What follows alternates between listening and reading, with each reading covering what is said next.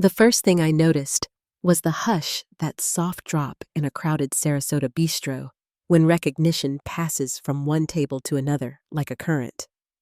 The hostess had just taken our menus when I saw them, Gavin and Nora, sitting too close, their smiles too tight, frozen mid-sip, as if the stemware itself had protested. Marcus slid my chair out with an easy, practiced grace, the kind that told a room he was comfortable anywhere, and I felt the old tremor in my hands steady. Gavin's jaw shifted, that tick he never could hide, while Nora's napkin crumpled in her fist. I didn't speak. I let the silence bloom and do the work I used to do with pleasantries. When Marcus introduced himself as my partner, the word rang like cut crystal and kept ringing. I lifted my water, caught Gavin's reflection in the window, and watched the color creep from his face, as if the glass had told the truth before either of us could.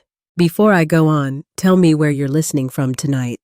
I love knowing the towns and front porches that keep me company. And if you're here for stories where dignity doesn't just survive, but returns stronger, tap like and subscribe so you don't miss what comes next. My name is Marion, 42 now, and I have the kind of job where you learn what people hide in plain sight. Children will trust you with the truth adults won't say out loud. I grew up in a teacher's house with second-hand furniture and first-rate expectations. Look people in the eye, return what you borrow, and never mistake noise for substance. When I met Gavin at a charity 5K downtown, he was all motion and charm, bright shoes and brighter plans, and I thought his momentum would carry us. He talked about building a boutique brokerage that would lift families like mine and impressed my father with how he remembered names after a handshake. We married in a Methodist chapel with white hydrangeas and a rental quartet. I still remember my mother whispering that a steady life is made, not gifted. The steady part fell to me while he chased bigger tables. When he studied late for his broker's exams, I color-coded flashcards and tucked them beside a coffee mug, then headed out for a second shift at the community center to cover our bills. When he pitched investors, I ironed shirts before sunrise and packed lunches with sticky notes for Sophie, tiny paper anchors, when meetings ran over and bedtime slipped. The year the market turned in his favor, he stopped bringing home takeout and started coming home later, calling it optics, saying clients preferred to see him free, not tied down. I told myself it made sense that momentum was messy, that my quiet lane kept the road safe for both of us. We were a Sarasota postcard from the street, trimmed palms, a swing on the porch, a child's bike helmet looped over the mailbox after school. Sundays belonged to pancakes and church, and the kind of small talk that makes a marriage seem simple even when you're counting the hours you don't say what you mean. He traded polos for tailored jackets and learned the names of wines that come with stories, while I learned which parents needed an extra call after a tough week. We had friends who came for chili on game nights. Nora was there most often, an old college friend of mine with quick laughter and a knack for showing up just when I needed another pair of hands. If there were cracks, then they were hairline, the kind that hide under paint, and good lighting. There were days when I loved the routine so much, I didn't look up to see how much of it I carried. I'd rinse Sophie's jersey in the sink at 10 p.m., answer emails for a fundraiser, and tell myself that a busy marriage is a blessed one.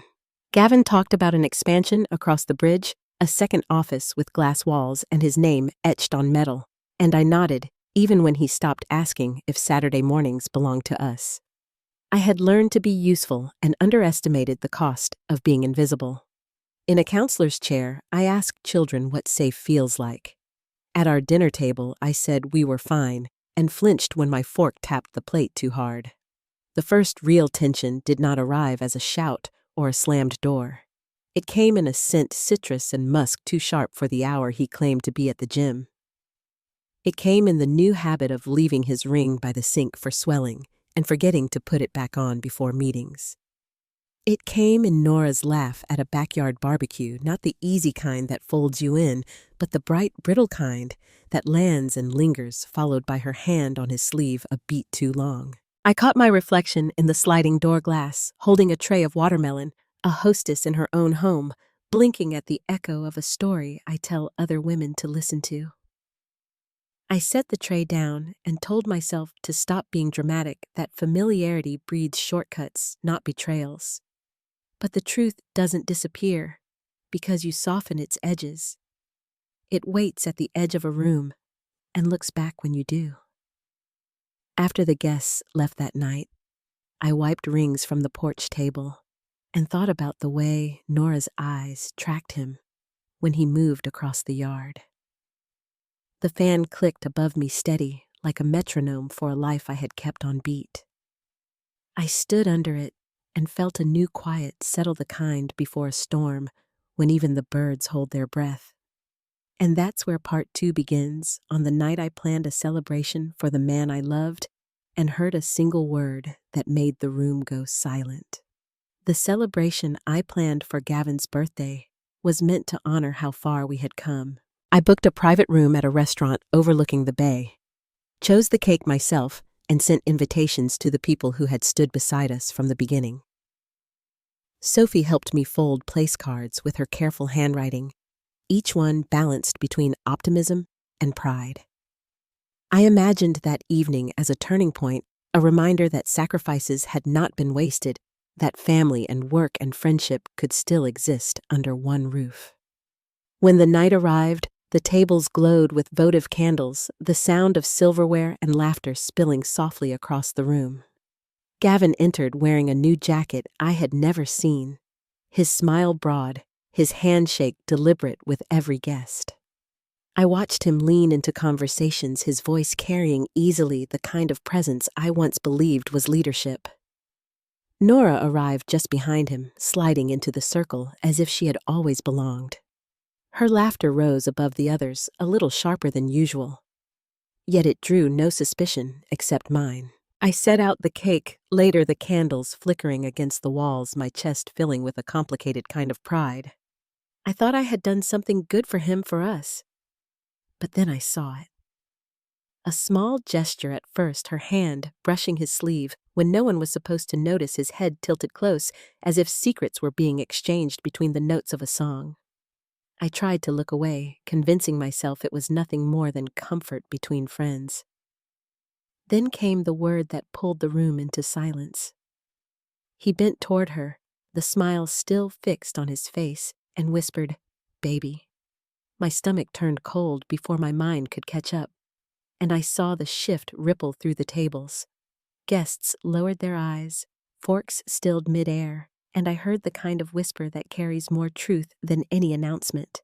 It wasn't a mistake. It wasn't a joke. It was confirmation of every quiet doubt I had ever dismissed. I stood there, the cake knife still in my hand, while Nora's face flushed with a mixture of pride and fear. Gavin didn't bother to look ashamed. His smirk told me he believed the damage was already done, that I had nowhere to go. My chest burned as though the air had been stripped from the room. I crossed the distance between us and met his eyes. For a moment, he looked almost proud, as if daring me to make a scene. My palm connected with his cheek before I even realized I had moved. The sound cracked across the table, cutting through the murmurs, leaving only stunned silence behind. Without another word, I walked out, my heels sharp against the floor, leaving the candles to flicker over the mess they had created. At home, I sat in the kitchen, still wearing the dress I had chosen so carefully for the occasion. The makeup smeared on my face felt like paint on cracked glass. The clock ticked past midnight and then into dawn, and I remained at that table, unable to sleep, unable to cry. When Sophie came down the stairs, her hair tangled from sleep, she stopped in the doorway. She saw everything: the dress, the swollen eyes, the untouched coffee cup beside me. She sat across from me, her small hands folded on the table, and whispered, "Mom, I saw them. I know what they did. Please don't let him get away with it." Her words landed heavier than any insult Gavin had ever thrown at me. They came from a child who had already carried more than she should, a child who deserved to see her mother stand, not break. For years, I had told myself that marriage was sacrifice, that good wives shoulder burdens while their husbands climb. I convinced myself that love could excuse silence, that friendship could erase suspicion. But that morning, as my daughter looked at me with eyes wiser than her age, I knew the lies had reached their end. This wasn't just about betrayal between adults. This was about the example I would set for her, the truth she would carry into her own life. I could not let her believe that women bend until they shatter. I could not let her see me surrender. The house was quiet as I moved through it later that day, folding away pieces of the life I thought I had built. Gavin's shoes stood polished by the door, his cufflinks scattered across the dresser, Nora's laughter still echoing faintly in my ears. I gathered the strength I had buried beneath years of compromise and felt something shift inside me.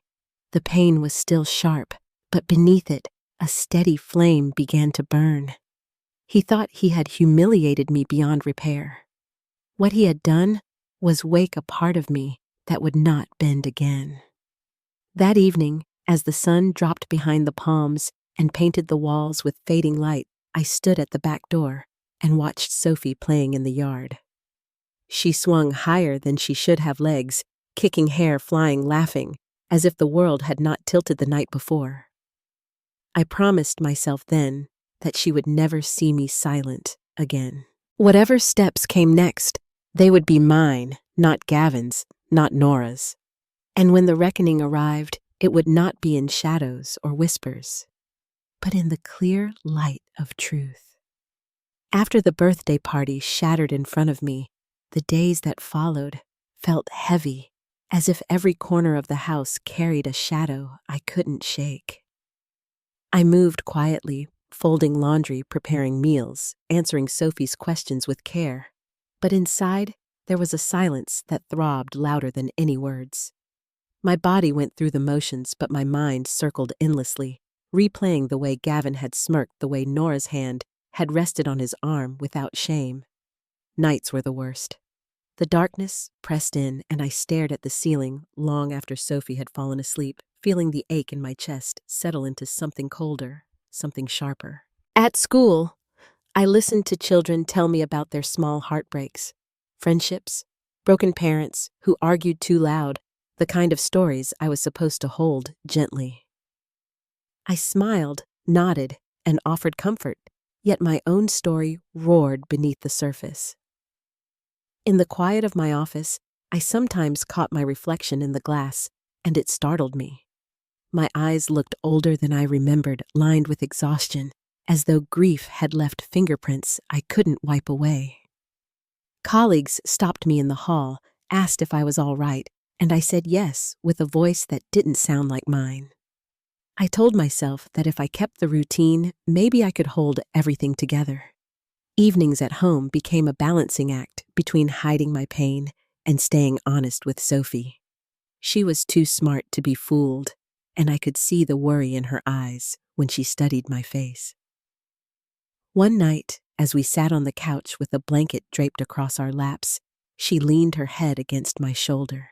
"You don't have to pretend with me, Mom," she whispered. My throat tightened, and I smoothed her hair, forcing a steady breath. I know I told her, though the truth was, I didn't know how to stop pretending.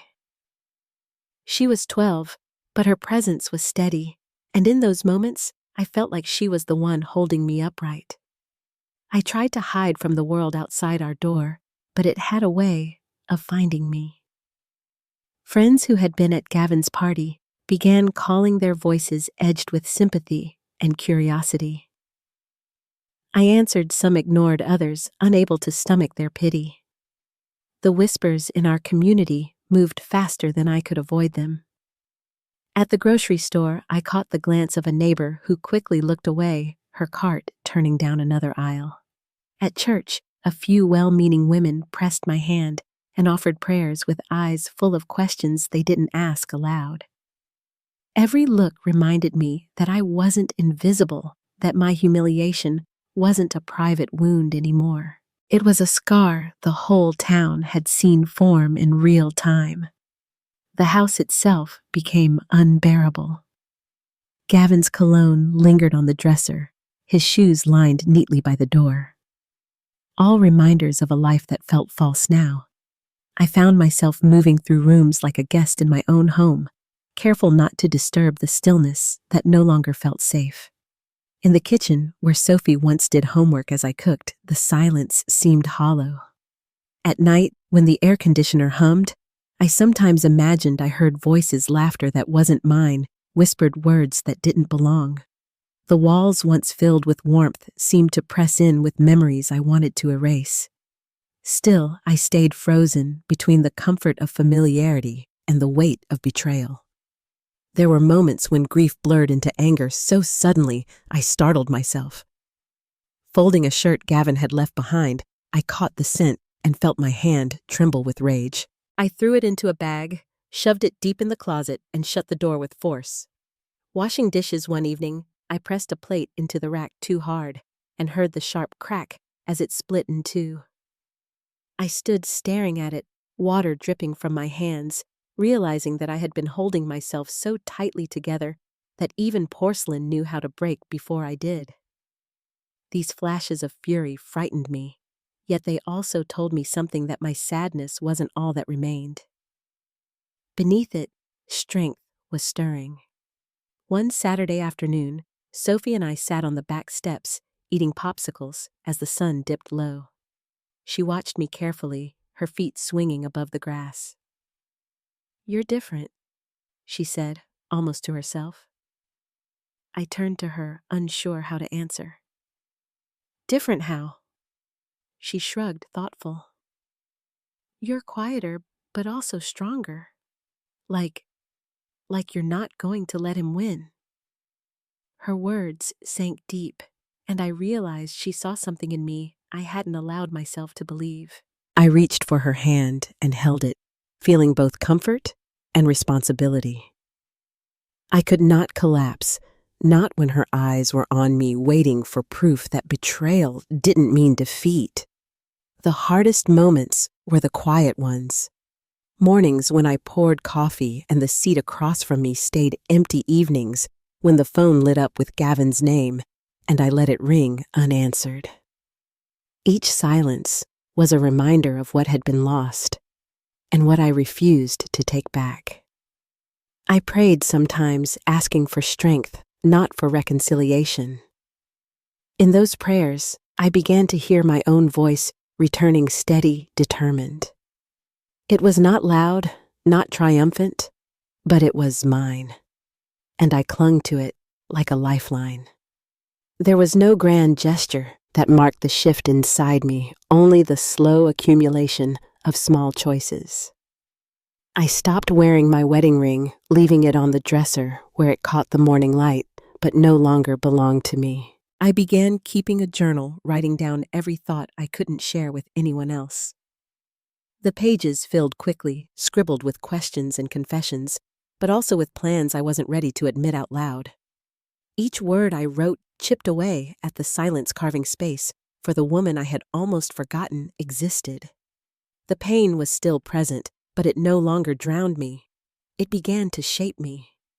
That season of quiet suffering taught me something about the weight of secrets.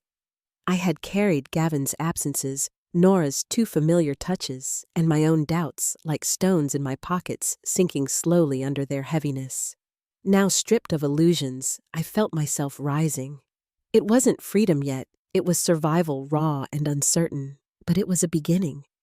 Sophie's laughter in the yard, the feel of the sun on my face, even the hum of the dishwasher at night became reminders that life continued. And if life continued, so would I. By the time autumn crept in, the sharp edges of grief had dulled into something colder but steadier. I walked through the house less like a stranger and more like someone preparing to leave. The silence no longer felt like punishment. It felt like a pause, a space before the next step. I knew now that tears alone would not protect me, and hope would not restore what had been broken. I needed to gather my strength, sharpen it, and hold it close. The time for mourning was ending. The time for clarity was near. It was Sophie's voice, that finally shook me out of the fog. One morning, she found me sitting at the kitchen table staring at a mug that had gone cold and said, "Mom, don't let him get away with it." Her words rang in my head long after she left for school, and I realized the truth I had been avoiding. I couldn't stay frozen in grief, waiting for Gavin to decide the next chapter. I had to take control not just for myself, but for her, because she deserved a mother who fought back. I started with the bank. My hands trembled slightly as I sat across from the branch manager, asking to freeze every joint account and card Gavin could access. The man explained the process with a polite distance, but when he slid the forms across the desk, I felt a steadiness I hadn't felt in months. Signing my name over and over was like drawing a line Gavin couldn't cross again. By the time I walked out, the accounts that had funded his late-night dinners and secret gifts were locked. For the first time, I had acted before he could, and the power of that filled my chest with something close to relief. That afternoon, I pulled out the folder where I kept documents we usually needed for taxes, account statements, business filings, insurance papers. I spread them across the dining table and sorted through them with a highlighter in hand. Gavin had always acted as if he was the architect of our success, but the paper trail told another story. My inheritance, the money my parents had left me, was woven into every milestone of his career. Without it, his brokerage never would have taken off. I realized those funds were my anchor, now untouched and solely mine. That money would be my war chest. The next step was finding an attorney. I didn't want just anyone. I wanted someone who understood how to dismantle men who built empires on other people's sacrifices. After a few discreet calls, I was given a name, Denise Harper. Her reputation in Sarasota was formidable, known for her composure and precision. When I met her in her office, she listened without interruption, as I told her about Gavin and Nora, about the birthday party, about Sophie. When I finished, she leaned back, folded her hands, and said, "He's underestimated you. That's his first mistake. Let's make sure it's his last." Walking back to my car that day, I felt lighter, as if I had finally shifted from defense to offense. Denise had outlined the first steps: temporary custody of Sophie, protection of my inheritance, and a financial audit of Gavin's business. She explained everything in calm, measured tones, never promising more than she could deliver, but her confidence wrapped around me like armor. I knew I wasn't alone anymore. At home, I began to pack. Not in a rush, not with tears, but with careful intention. I filled boxes with my clothes and Sophie's belongings, folding each item neatly. The jewelry my parents had given me went into a locked case, tucked safely under my arm when I carried it to the car. I scanned and copied every important document, storing digital files where Gavin couldn't reach them. With each box I carried out, I felt the house loosening its grip on me. When I left for the last time, I didn't look back at the suits hanging in the closet or the bottles of cologne lined on the dresser. Let him come home to the emptiness. Let him see what life looks like without me. His reaction came faster than I expected. The first call lit up my phone as I sat in Denise's office signing custody papers. His voice was strained, almost panicked. "Marion, what the hell is going on? My card just got declined. Are you trying to embarrass me?" I held the phone to my ear and listened to the sound of his anger, then pressed end call without saying a word. The silence I gave him was more powerful than any argument. For years, I had absorbed his rants, trying to believe his excuses. Now I owed him nothing, and that realization was intoxicating. That night, Sophie and I moved into a small rental on the other side of town. It wasn't fancy, but it was ours.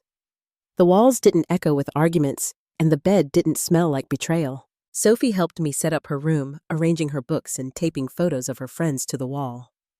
We ate pizza on the floor, laughing at how strange it felt to start fresh.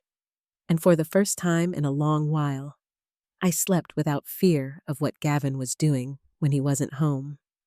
In the days that followed, I watched the ripple effects of my choices spread into his world. Friends began to mention stories I didn't have to ask about. Cards declined at restaurants, whispered complaints at his office about missed payments, murmurs of tension between him and Nora. I didn't need to lift a finger. Every decline, every whisper was a thread unraveling the image he had worked so hard to maintain. I stayed quiet, focused on Sophie, and let the cracks in his facade widen on their own. One evening, as I tucked Sophie into bed, she looked up at me with a small smile. "You seem lighter, Mom," she said softly. I kissed her forehead and realized she was right. The weight that had bent my shoulders for years was beginning to lift, replaced by something sharper, something unshakable. Gavin thought betrayal would make me weak. He had no idea it had given me the strength to fight back. But strength has a way of attracting storms. The more I pulled away, the more desperate he became. The banging on the rental's front door one night rattled the walls, his voice calling my name as if the rules of our old life still applied.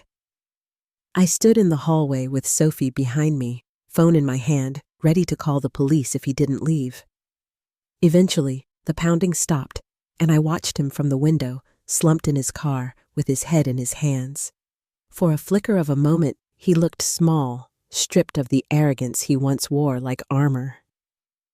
But I didn't feel pity. I felt certainty. His unraveling had only begun. After that night, when Gavin's fists pounded against the rental's front door, I realized silence was no longer enough. Cutting him off financially had shaken him, but I needed more than distance. I needed strategy. Denise's words from our last meeting came back to me clearly. When you strip away a man's resources, you expose his character. That's when the real leverage begins. She had been right. I had taken away the easy money, but now it was time to turn his own habits into weapons he couldn't defend against. The phone calls continued in waves, angry at first, then pleading, then filled with empty promises. I never answered. Watching his name light up my screen gave me more clarity than any conversation could. I imagined him pacing his office, trying to charm lenders with stories while his cards declined one after another. Friends began to whisper about the change in him. One even called me privately, her voice low, to tell me Gavin had stormed out of a dinner when the check bounced and Nora had to cover it with a visibly shaking hand. I didn't laugh. I simply tucked the information away, like another piece of evidence, each humiliation a reminder that control was no longer his. Meanwhile, Sophie saw the change in me. One evening, we shared a pizza on the living room floor, just the two of us surrounded by unpacked boxes, and she looked at me with a small smile. "You don't seem so heavy anymore," she said softly. Her words landed with a weight I couldn't describe. She was right. The grief had shifted into something else, something steadier.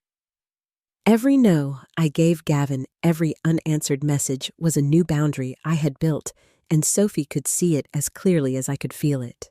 The first deliberate step of my plan was to control the narrative. I had stayed quiet for months, swallowing my pain, letting whispers define me.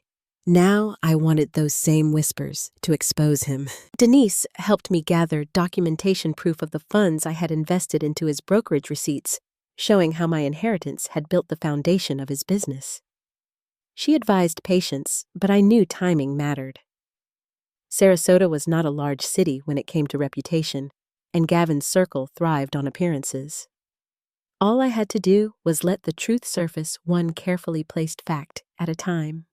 The opportunity came faster than I expected. A former client of his, Mrs. Whitaker, stopped me outside the grocery store one afternoon. She had once trusted Gavin to handle the sale of her property, and I could see the unease in her eyes. "I've been hearing things," she said cautiously. "Is it true he's struggling?" I paused, measuring my response. Then with calm steadiness, I said, "All I know is that without my inheritance, his business wouldn't exist. That's not something he's ever admitted." I left it at that. By the following week, the rumor had taken on a life of its own. People began questioning whether Gavin's success had ever been his at all. Nora wasn't spared from the fallout. Mutual acquaintances mentioned that her job had become strained. Clients no longer wanted to work with someone tied so closely to a scandal. Screenshots began circulating of messages she had once sent bragging about upgrading from me, messages meant to wound me privately, but now exposing her arrogance publicly. I didn't need to lift a finger. Her own words were undoing her. At night, sitting at the kitchen table with Sophie asleep upstairs, I marveled at how little I had to do. Their own choices were dismantling them faster than I could have planned. Still, I stayed careful. I checked every joint account for hidden debts, combed through insurance policies, and made sure every document was secured. I kept Denise updated, her calm voice, assuring me that the legal strategy was building exactly as it should. Patience, she reminded me, is power. She was right. But patience didn't mean passivity. I began to attend community events again, walking into rooms Gavin used to dominate. People looked at me differently now, not with pity, but with a kind of quiet respect. I carried myself taller, smiled more easily, and let the questions come without rushing to answer. My silence had become its own weapon. The shift became undeniable one Friday evening when Gavin showed up at a steakhouse I had chosen for dinner with Sophie. The moment I walked in, I knew it wasn't chance. He was waiting. Nora perched beside him in a dress that didn't quite fit the confidence she tried to project. Eyes followed us across the dining room. Whispers stirred as I guided Sophie to our table. Gavin stood abruptly, his voice too loud as he called my name as if performing for an audience. I turned toward him calmly, my hand resting lightly on Sophie's shoulder. "We need to talk," he demanded, his jaw tight. "No," I said simply. The word carried more weight than a shout ever could. Gasps rippled through the room. Gavin faltered, his expression cracking in front of everyone. Nora clutched his arm like an anchor, her face tight with forced sweetness. "Don't make a scene," she whispered. The irony nearly made me laugh. I looked at her squarely and said, "You made the scene the night you decided my marriage was disposable." The whispers grew louder, spreading like wildfire through the restaurant. I leaned closer to him, my voice steady. "You thought I'd be the woman crying in the dark while you flaunted your affair. Look around, Gavin. You're the punchline now." His face flushed crimson, his mouth opening and closing without words. I turned away, guiding Sophie back to our table, and the room seemed to exhale as though a verdict had been delivered. We ordered dessert as though nothing had happened, but across the room, Gavin sat frozen, his reputation collapsing in front of the very people he had tried so hard to impress. That night, as I walked Sophie to the car, her hand in mine, I felt something deeper than satisfaction. It wasn't just revenge. It was reclaiming the voice I had buried for years. The confrontation had been public, but the strength had been private, built one silent refusal at a time. And I knew this was only the beginning. Gavin and Nora believed humiliation was the end of the battle. They had no idea it was just the first step. Word of the restaurant confrontations spread faster than I imagined. Within days, videos surfaced online, grainy phone footage of me dismissing Gavin with a calm no, of Nora clutching his arm, of the room breaking into whispers. I hadn't asked for it to go viral, but once it did, I understood its value. People weren't laughing at me anymore. They were laughing at him. The man who had once strutted into boardrooms now found himself the subject of hashtags and late-night jokes. I stayed silent, knowing every attempt he made to spin the story would only dig him deeper. Gavin tried to reclaim control the only way he knew how, by pretending. He posted photographs with Nora on social media, smiles stretched tight under captions about love conquering everything. The comments told a different story. Old clients mocked him, friends teased about his credit cards, and strangers pointed out the cracks in Nora's painted smile. Silence became my weapon, and it worked better than I ever dreamed. Each time I refused to respond, the rumors multiplied. They weren't my words tearing him apart. It was his own history finally catching up with him. Not long after, a new clip made the rounds. Someone had filmed Gavin in a parking lot slamming his hand against Nora's car hood, shouting while she cried quietly behind the wheel. The video was short, but it told a complete story. Whatever illusion they had tried to maintain collapsed in that moment. People who once defended them fell silent. Investors who had been hesitant began backing away. I watched it on my laptop one morning with coffee in hand, Sophie peering over my shoulder. "He looks pathetic," she said softly, and I nodded.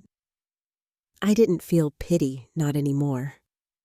I felt justice settling in, quiet but unshakable. Denise called that afternoon with news that made me grip the phone tighter. "He's bleeding clients," she said.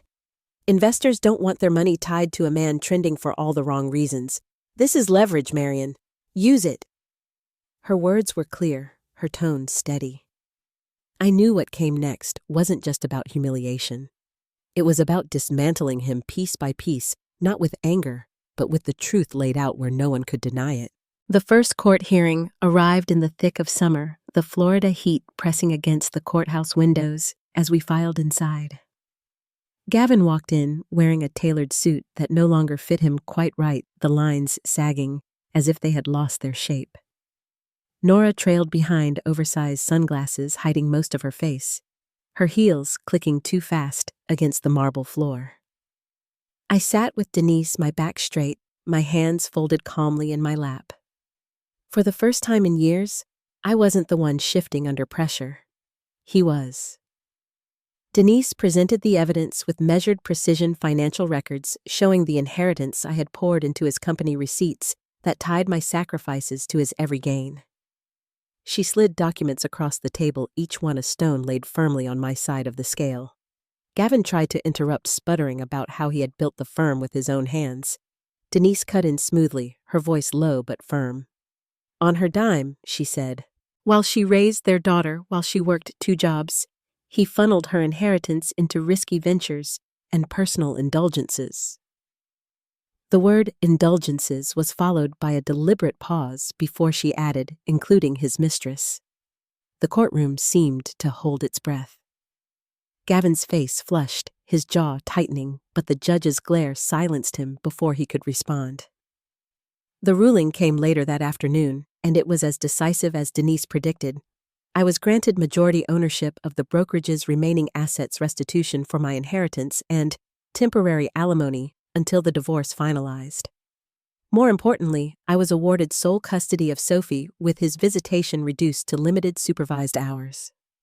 The gavel's strike echoed through the chamber like a final note, one that belonged to me. Outside, I expected to feel relief, but what I felt instead was a deeper kind of calm. Gavin stormed down the courthouse steps, Nora scurrying behind him. But I walked out slowly, my heels steady against the stone. Denise placed a hand on my arm and whispered, "This is only the beginning." And she was right. The fallout spread quickly. Gavin's father, a man who once praised me as the glue that held their family together, showed up at my door 2 weeks later. He looked older, wearier, as though the scandal had aged him overnight. "I don't recognize him anymore," he said quietly as he sat at my kitchen table. "I raised him better than this. I can't clean up his messes any longer." His words carried more weight than any ruling.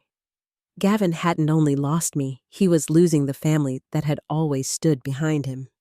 Meanwhile, Nora's decline was even more visible. Her once polished image crumbled as whispers about her role in the affair grew louder. Friends told me she had been suspended at work, too many clients refusing to deal with someone whose name had become synonymous with betrayal. She stopped posting online, her curated pictures replaced by silence. When she did reappear, it was defensive, bitter, and no one believed her anymore.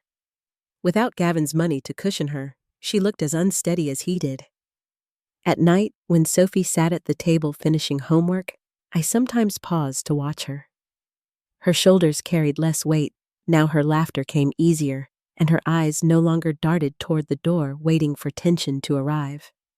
She was seeing me fight not with screaming matches or desperate pleas, but with quiet persistence and dignity. One evening, she looked up from her math book and said, "You don't look scared anymore, Mom." I reached for her hand, and for the first time I believed her. The humiliation, the rumors, the courtroom victories, they had all chipped away at the image Gavin tried to maintain. But I knew the real breaking point was still to come. He had been stripped of his shine, of his circle, of the narrative he clung to. Now it was time for the final layer to fall, the one he guarded most fiercely, his role as a father. The custody hearing was scheduled for a gray morning in late September, the kind where the sky pressed low and heavy, as if waiting for something to break. I walked into the courthouse with Denise by my side, Sophie's photo tucked discreetly into my planner. Gavin was already there, standing stiffly in a suit that no longer carried authority. Nora trailed behind him, gaunt and unsteady, her eyes ringed with fatigue. He tried to smile as I entered, but the corners of his mouth twitched like a man fighting to keep his mask in place. Inside the courtroom, the air carried a hush that made every shuffle of paper sound louder than it should. Gavin's attorney began with practiced words about his devotion as a father, his intention to provide stability, his role as provider. I sat still, hands folded, listening as if they were speaking about a stranger. Denise rose when it was our turn, her voice calm but sharp as glass. She presented bank records showing Gavin hadn't contributed a single dollar towards Sophie's expenses in months. She called witnesses who spoke about his late nights, his endless business trips, the way he had left others to carry the weight of responsibility. Each fact stacked higher until the picture was undeniable. Then came the moment I hadn't anticipated, the viral video of Gavin's outburst in the parking lot, the one of him slamming his hand against Nora's car as she wept behind the wheel. Denise requested it be entered as evidence of his temper, and the judge agreed. The room fell silent as the footage played, the echo of his voice filling the chamber, raw and angry. I didn't look at Gavin. I kept my eyes on the screen, watching the man I once trusted reduced to a tantrum that spoke louder than any testimony. When the video ended, the judge turned to him with a look that left no room for excuses. "Is this the environment you believe is healthy for your child?" she asked. His lips parted, but no sound came. Nora dabbed at her eyes with a tissue, silent now, in her own unraveling. The ruling was swift. I was awarded full custody of Sophie, with Gavin's visitation restricted to supervised hours twice a month. The words felt final even before the gavel struck. Across the room, Gavin's face crumpled, his shoulders collapsing as if the air had been taken from him. For all his arrogance, for all his posturing, he couldn't protect the one role he claimed as his shield. The silence in that room carried more weight than any applause. The weeks that followed were a steady cascade of consequences. Gavin's firm collapsed when investors finally pulled their money, unwilling to tie themselves to his scandal. His car was repossessed, leaving him stranded in a rental on the edge of town. Friends who once gathered for his dinners stopped answering his calls. Even his own family stepped back. His father told me quietly that he was done bailing his son out, that he couldn't keep watching him destroy everything in reach. His brother blocked his number. Even his mother, long his defender, admitted she was embarrassed to be seen with him in public. Nora, too, was unraveling. Rumors spread that she'd been evicted after falling behind on rent, her once polished image shrinking into hurried steps and downcast eyes. When she appeared at the next court date, her nails chipped and her hair unkempt, she looked nothing like the woman who once smirked across a dinner table at me. She sat beside Gavin, but her body angled away, her arms crossed, as if already preparing her escape. I didn't need to wonder how long she would stay. I knew her loyalty was only as deep as her comfort. Meanwhile, my world began to steady. Sophie thrived in the calmer air of our rental home. Her laughter filled the rooms without hesitation, her shoulders no longer hunched, as though waiting for conflict. At night, she worked on her homework at the kitchen table while I prepared dinner, a simple rhythm that felt like healing. I started to rebuild, not with grand gestures, but with small, deliberate steps. Each morning, I woke knowing that the choices were mine again, not dictated by Gavin's moods or Nora's betrayals. The final humiliation for Gavin came when I walked into the bank to finalize the transfer of funds the court had awarded me. The manager slid the paperwork across the desk, her voice soft but firm as she said, "You deserve this." I signed my name without hesitation, each stroke of the pen a confirmation of survival. When I walked out into the sunlight, I felt the weight of years lift. It wasn't joy exactly, but a profound sense of justice, the kind that settles into your bones and steadies you for good. I heard later that Nora finally left him moving in with another man who hadn't yet learned her history. Gavin was left alone, a hollow figure clinging to the wreckage of a life he had burned with his own hands. I didn't seek him out, didn't gloat, didn't chase the image of his downfall. I didn't need to. His destruction was public, undeniable, and complete. Still, life has a way of circling back to you in unexpected places. Weeks later, on a rainy afternoon, I stopped into a coffee shop to meet a colleague. The air smelled of espresso and damp pavement, and I was early. I settled into a booth with my latte, watching the window fog as rain traced lines across the glass. Then the door opened, and Gavin walked in. His suit was wrinkled, his hair thinned and gray at the temples, his eyes restless until they landed on me. For a moment, he froze, then gathered himself enough to approach. "Marion," he said quietly, "can I sit?" I could have said no. I could have reminded him that he no longer had any place in my life. But something in his expression, desperation, perhaps regret, made me gesture toward the empty chair. He sat slowly, as though the act itself cost him strength. For a long while, we sat in silence, the hiss of the espresso machine filling the space between us. Finally, he spoke. "I've lost everything." His voice cracked. "The business, the house, my family, even her." She left. I didn't flinch. "You sound surprised," I said, my tone even. His jaw tightened, but there was no fight left. He admitted he hated himself, that he thought about what he had done to me, to Sophie, every day. For the first time in years, I believed him. But belief didn't mean forgiveness. He asked if I could ever forgive him, if we could ever talk. I leaned forward, my voice low and steady. "You wanted power, Gavin. You wanted to be admired. And look at you now. Alone, broke, abandoned. You built this destruction brick by brick, and you made sure I watched." His lip trembled, his hands fidgeting on the table, but I didn't let him continue. "You don't get to beg for kindness when you never gave me any." The words landed between us with a finality that left him silent. I stood, sliding my chair back, and he looked up at me with eyes that begged for something I would never give. After that meeting in the coffee shop, I walked out into the drizzle and felt something shift inside me. For years, Gavin had been at the center of my world.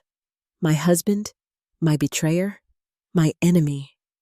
Now he was simply a man I once knew, sitting alone at a table reaching for forgiveness he would never earn. I didn't need to look back. The rain was cool on my face, and for the first time, it felt like a cleansing instead of a burden. Life after betrayal didn't change overnight. Healing came slowly in mornings where I brewed coffee without thinking of him in afternoons, where Sophie and I laughed until our stomachs hurt in evenings, where silence finally meant peace instead of punishment. The house we returned to was ours in every sense, remodeled, repainted, stripped of every trace of Gavin. Sophie chose the brightest teal for her bedroom walls, and I let her, because perfection no longer mattered. What mattered was freedom, color, joy, in places where pain had once lived. I built my career back too. For years, I had been seen as the woman behind Gavin's success, the quiet one making sacrifices while he took the spotlight. When people saw me rise after the divorce, they realized I wasn't just a shadow. I began consulting with smaller firms, teaching them to avoid the same reckless mistakes Gavin had made. There was an irony in it, profiting from the very skills he once dismissed. But I didn't chase irony. I chased stability, purpose, and the pride of standing in my own name. Sophie thrived alongside me. She carried herself taller, her laughter brighter, her eyes clear of the weight she used to carry. One evening, she looked at me across the dinner table and said, "You showed me what not to accept, Mom. I'll never let anyone treat me the way he treated you." Those words meant more than any settlement, more than any courtroom victory. They were the inheritance I wanted to leave her: strength, dignity, and the certainty that betrayal does not define who we are. As for Gavin, his downfall was his own making. Nora left him when the money dried up, moving on to someone else as easily as she once turned from me. His business folded, his friends disappeared. Even his family stepped back when they could no longer defend him. He had built his life on appearances, and when the foundation cracked, there was nothing left standing. I didn't celebrate his ruin. I didn't need to. Watching him lose everything was never about vengeance. It was about truth. And the truth had done all the work. Marcus came into my life quietly, without fanfare, and never once tried to take Gavin's place. He was simply present, steady, respectful, treating me as a partner instead of a possession. Sitting across from him at dinner, I realized how different love feels when it is built on equality instead of sacrifice. When we were seen in public together, people whispered, but this time the whispers carried no pity. They carried recognition that I had rebuilt not from Gavin's ruins, but from my own strength. Looking back now, I see the arc clearly. Betrayal tried to hollow me out, to convince me that love meant losing myself. But in losing him, I found the parts of me I had buried, the parts that are resilient, steady, unbreakable. Justice didn't come from destroying him. It came from refusing to be destroyed myself. If there is a lesson in my story, it is this: betrayal may wound you deeply, but it can never take your worth unless you hand it over. We do not stay broken. We rebuild. And sometimes, in rebuilding, we find a life stronger and brighter than we ever imagined. Before we close, I'd love to know what part of this journey spoke most to you. Share your thoughts in the comments, and if you've lived through something similar, your words may be the strength someone else needs tonight.